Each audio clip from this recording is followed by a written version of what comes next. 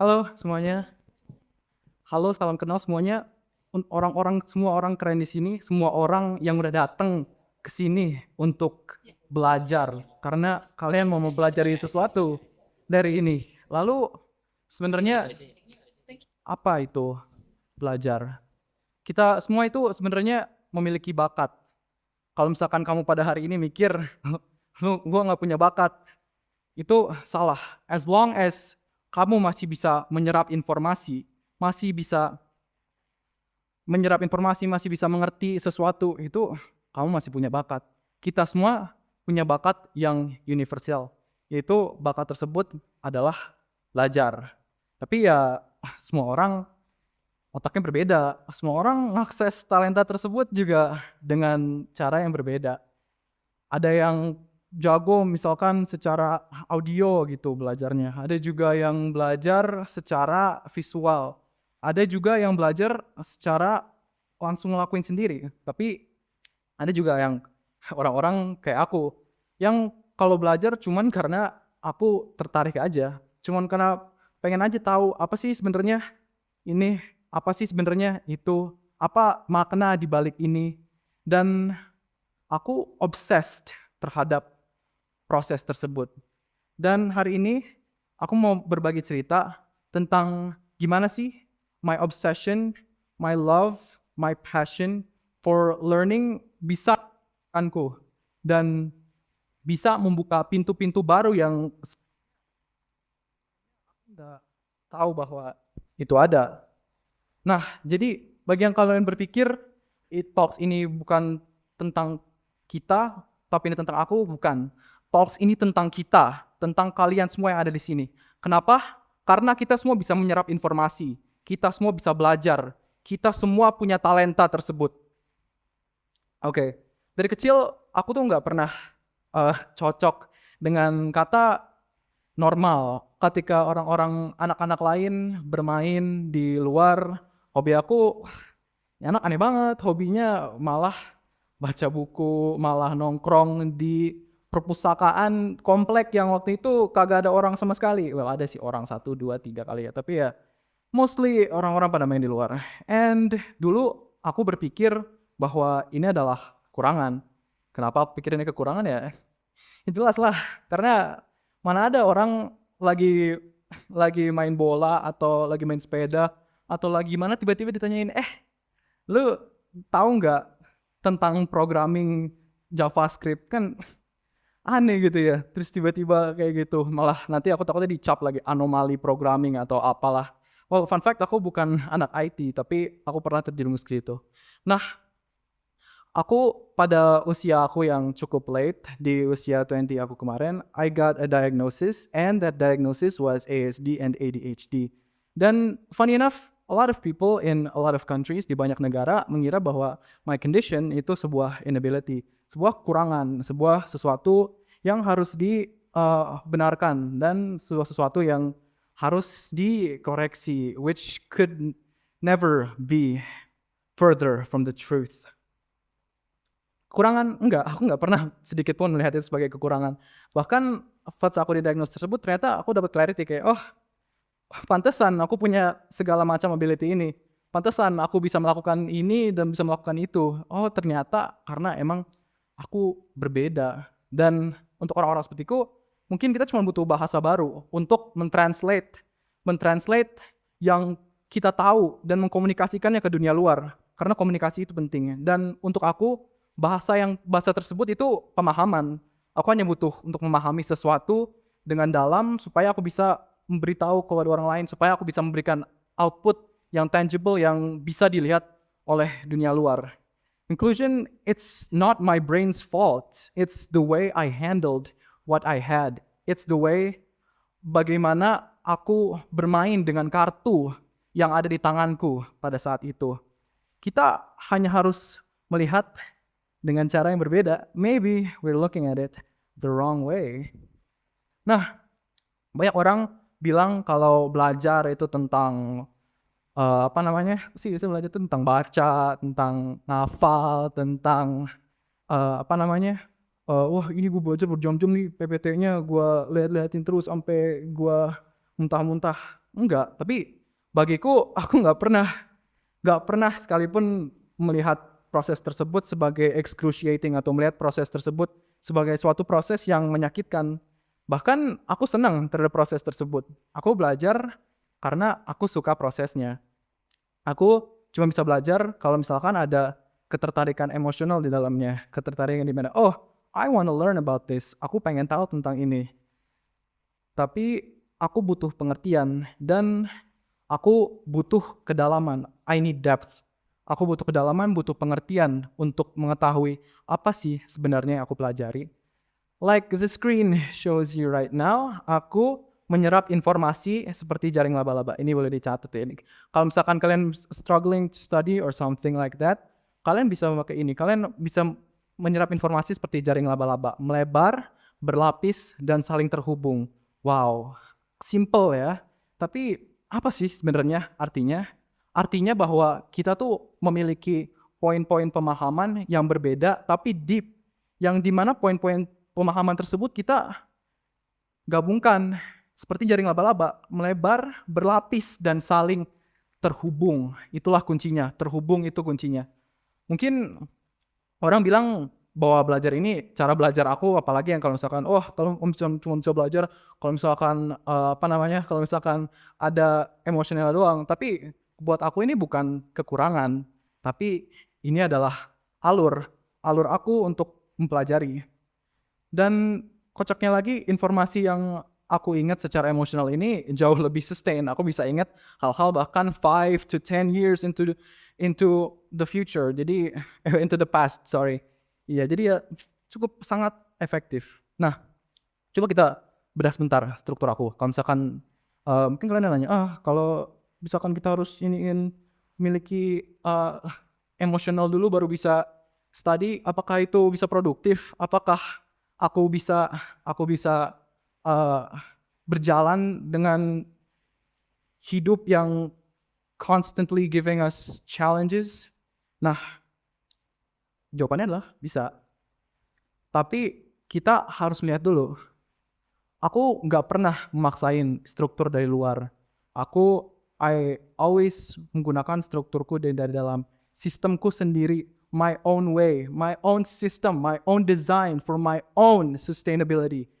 Aku tidak pernah memaksakan struktur dari luar. Jadi, I bring the battle to me and not walk on their turf. Nah, itu tuh maksudnya gimana sih? Nah, kalau semua orang-orang kan mungkin sistemnya berbeda ya. Ada yang ini, ada yang A, B, atau C. Let me show you yang punya aku kayak gimana. Nah, sebagai contoh nih, aku kan anak ilmu ekonomi. Wah, kaget ya. Kenapa anak ilmu ekonomi ngomongin programming? Karena dulu tuh pas masih semester 3 kayaknya deh, 2 atau 3 gitu, nggak tahu lah. Ada pelajaran namanya data science. Dan di data science tersebut, aku mulai menyentuh sedikit coding. Ya, codingnya sangat simple, tapi dari situ aku mulai suka dengan yang lain, mulai merambat gitu loh. Kayak, wah, aku tuh ternyata bisa kayak gini loh, ujung-ujungnya sampai aku bisa mencapai passionku ke tempat-tempat yang cukup tinggi dan bisa juga mencapai ataupun membuat AI atau machine learning dan seperti itu, seperti jaring laba-laba tersebut. Tapi yang pentingnya adalah gimana kita membuat sistem dan desain sendiri untuk sustainability kita sendiri. Gimana sih kita mengerti diri kita sendiri supaya, oh ini loh cara gua mengerti sesuatu, ini cara gua mengintake informasi. Itu sistem aku. Jadi yang kamu harus take from this adalah kamu harus membangun sistemmu sendiri untuk sustainability dan desainmu sendiri. Dan satu hal yang penting, satu hal yang sangat penting, itu sistem ini gak harus sempurna, tapi harus milik kamu sendiri, harus milikmu sendiri, gak boleh punya orang lain. One that's unique to you, your ability that's unique to you, and no one else's. Nah, gini nih, kan pasti hidupku banyak turbulensi dan banyak ups and downs and stuff like that. Karena sistemku itu aku cukup dilihat dengan mata yang berbeda gitu, dengan mata yang aneh dan judgmental. Karena aku kurang bisa fit in dengan orang lain, but karena sistem belajar yang karena aku ingin tersebut dan karena aku obsessed sekali dengan suatu hal sampai hyperfixate on things, seringkali dilihat weird and gak normal. Tapi setelah aku kait lagi, after I went through the rigorous process of learning and knowing more about myself, aku mendapat sebuah conclusion. Conclusion tersebut adalah hanya kamu yang bisa nge-accept dirimu sendiri 100%. Karena hanya kamu yang cuman tahu diri lu secara 100% gitu loh. Gak ada orang lain yang bisa tahu diri lu secara 100%, dan dari situ you must learn to accept yourself however you may be. Nah, funny thing yang dari aku temuin ini, proses belajarku tersebut, bukan proses belajar bilangnya, proses tersebut itu yang aku kan fokusnya kepada proses ya. Nah, proses tersebut itu berhasil untuk menghasilkan energi untuk aku. Jadi tuh kalau misalkan ada yang bilang kayak, wah self love ini gini doang, ini dilempar kata-kata ini, gua nge-self love diri sendiri nggak kemana-mana. Karena kamu belum ada di point di mana do you love yourself enough untuk improve, untuk bilang bahwa oh ini tuh merusak aku loh, aku nggak boleh kayak gini. Dan dari situ aku, dari acceptance tersebut, I gained energy, I gained dopamine dari situ. Tapi sayangnya lagi ya, dunia itu jarang banget pengertian sama orang-orang yang value the process. Orang-orang lihatnya, wah lu kayaknya keren banget, pialanya banyak, terus ini achievementnya banyak, wah gila. Tapi mereka nggak ngelihat prosesnya, dan kayak gitu tuh that instantaneous thinking yang membuat dunia kita collapse sekarang. Ya itu, dunia kita nggak punya tempat untuk orang yang menjunjung tinggi proses. Dari kecil kita selalu dilatih untuk mendapatkan validasi, dan ya itulah. Tapi saat aku menjadi seperti itu, aku tersiksa, dan aku puji Tuhannya berhasil untuk mendapatkan teman-teman dan orang-orang yang bilang bahwa it's okay to do it your own way, it's okay to do it with your process. Jadi dopamin terbanyakku itu terdapat dari self love dan acceptance. Dulu aku takut dianggap aneh, lemah, berbeda, jadi aku pura-pura bisa, pura-pura ngerti. Tapi lama kelamaan aku capek pakai topeng yang bukan diriku sendiri. Jadi sebenarnya aku hanya butuh penerimaan doang, penerimaan dari dalam, penerimaan 100%, kayak yang dibilang di slide ini. It's okay to do it your way. This is your life. Karena cinta yang paling tulus hanya datang dari diri sendiri. Diri sendiri yang bisa mengetahuimu 100%. Mana ada orang tuamu mengetahui 100%? Enggak kan? Pada kabur-kaburan paling juga kita semua di sini. Nah, akhirnya penerimaan tersebut itu menjadi kunci bagi aku untuk membuka pintu yang sebelumnya tertutup. Pintu yang akhirnya bilang, inilah ability-ku yang dipunyai aku dan bukan orang lain. Nah, jadi okay, let's take a breather. Jadi kalian di sini untuk belajar, kalian di sini untuk mengetahui apa sih the talent to learn itu. Jadi the talent itu simple banget, sangat simple. Jadi talent to learn itu cuman kemampuan kamu untuk mengetahui dirimu sendiri secara 100%, dan setelah itu merancang sebuah sistem yang cocok untukmu. Kayak yang dibilang di sini, diversity is in human design. Setiap otak itu berbeda, dan setiap orang harus berjalan dengan caranya mereka sendiri. Gak boleh ada orang berjalan dengan cara orang lain gitu, gak bakal bisa. Gak ada orang yang 100% sama. You understand? Nah, mungkin ya, bakat aku muncul karena emang otakku secara biologically berbeda. Tapi that doesn't mean anybody here can't unlock this. As long as kamu bisa belajar, as long as kamu bisa menyerap informasi, you have talent. Gak ada itu orang talentless, gak ada. As long lu bisa menyerap informasi, lu punya talent. Jadi bagaimana sih untuk meng-unlock kayak gitu? Perasaan dari tadi marah-marah mulu. Nah, gini. Coba kalian jawab pertanyaan ini sebenarnya. Apa sih yang membuatmu penasaran? Apa yang membuatmu lupa waktu? Dan apa yang membuatmu hidup? Kalau kamu bisa menjawab itu, mungkin kamu bisa membuka pintu terhadap talent tersebut. Oleh karena itu, seperti slide yang sangat bagus ini bilang, dengarkan dirimu sendiri, dengarkan sekitarmu, dengarkan dunia, dengarkan bumi. For you, so you know what you do best and how you do it.